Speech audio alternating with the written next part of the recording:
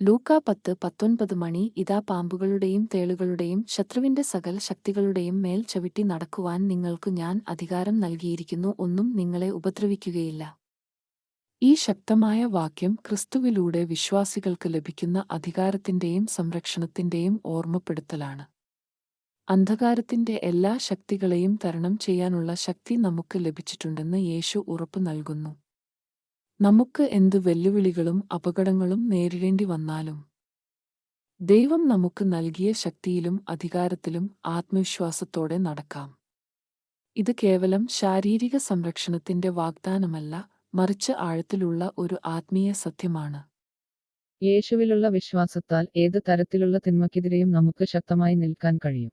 നിങ്ങൾ അവന്റെ അധികാരത്തിൽ നടക്കുമ്പോൾ യാതൊന്നും നിങ്ങളെ ഉപദ്രവിക്കുകയില്ല എന്നറിഞ്ഞുകൊണ്ട് നിങ്ങളുടെ ജീവിതത്തിൽ ദൈവത്തിന്റെ ശക്തിയിൽ ആശ്രയിക്കാൻ ഈ വാക്യം നിങ്ങളെ പ്രോത്സാഹിപ്പിക്കട്ടെ.